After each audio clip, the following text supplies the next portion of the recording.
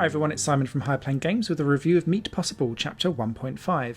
This is a endless 2D shoot 'em up game that's available on PC, and the developer sent me across a copy for a review, but that doesn't ever influence my review, although I'm always grateful for anyone that does that.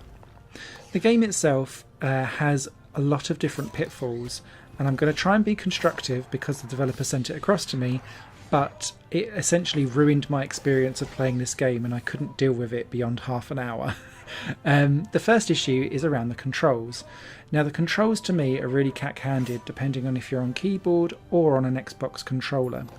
And the issue with that is that sometimes you're controlling things and it's either responsive with the D-pad or the left analog stick, and then randomly for mini games it switches to the right analog stick, but it never tells you. The issue with that is that you're constantly always going down and you have to keep on pressing up to bounce yourself up. It's like a lazy Flappy Birds, which doesn't really lend itself well to any kind of precision whatsoever. Add to that, when you then need to do attacks, it's sometimes just one button that you need to press, but sometimes it's then shoulder buttons plus a face button. But if you're already sinking low, you're already having to press the D-pad as well to then bounce back up. So you're pressing 3 buttons to do a single attack, and it's just cack-handed and never quite feels responsive.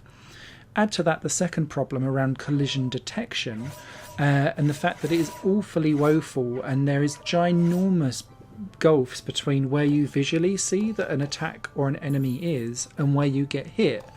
The game feels ultimately hugely unfair. It's frustrating, it doesn't reward you, it's cack-handed to play and awkward and clumsy, and there is no precision to any of it whatsoever, which is the kind of thing that this type of game needs for it to be successful and to draw you in. It's an endless game, there is no particular end goal in sight, and there's no online leaderboard or even a local leaderboard. You've just got your top high score and that's all you're going for.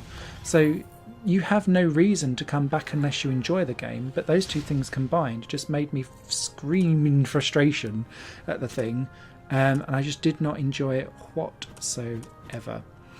In terms of the actual upgrades that you can get in the game itself, they're extremely limited, and there was just nothing to stick around for, and when you already have a terrible experience from the off, why would you stick around?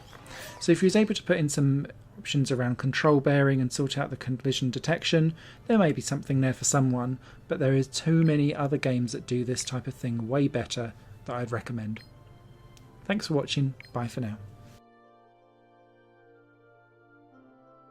This channel is just one of my many projects that cover games, music and film.